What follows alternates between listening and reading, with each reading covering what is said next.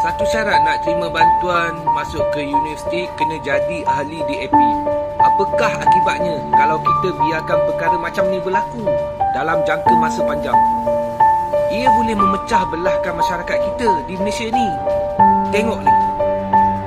Mana-mana ahli DAP bila anaknya berjaya masuk IPTA, Universiti Malaya, UKM, UTM, USM, UITM, mereka bakal menerima bantuan siswa.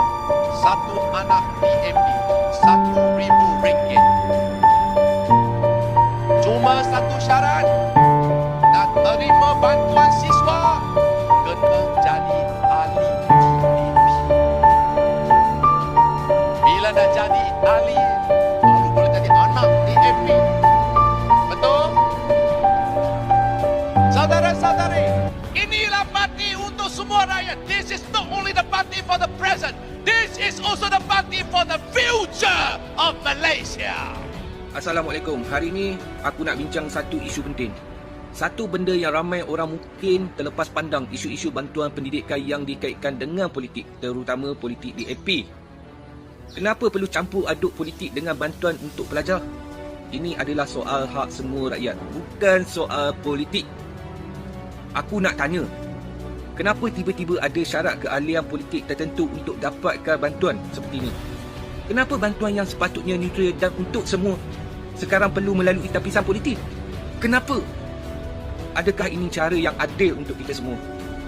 Bantuan pendidikan sepatutnya diberikan kepada pelajar berdasarkan keperluan mereka, bukan keahlian politik semata-mata. Ini soal masa depan anak-anak kita, bukan soal warna bendera politik yang ada di Malaysia sekarang. Kalau perkara macam ni dibiarkan, lama-kelamaan rakyat akan rugi. Cuba bayangkan seorang pelajar cemerlang dari keluarga yang kurang berkemampuan, tapi dia tak dapat bantuan hanya sebab dia atau keluarganya bukan ahli parti tertentu seperti DAP ni. Di manakah keadilan untuk dia? Adakah kita nak biarkan pendidikan jadi alat politik di Malaysia ni? Rakyat kena buka mata. Ini bukan soal hentam mana-mana pihak, tapi soal hak. Hak kita sebagai rakyat Malaysia.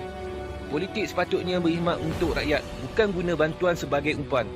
Kalau kita terus biarkan, kita sedang memberi ruang untuk politik berleluasa masuk dalam setiap aspek kehidupan kita, termasuk pendidikan anak-anak kita yang sekarang terjadi. Saya harap semua rakyat sedar akan perkara ni.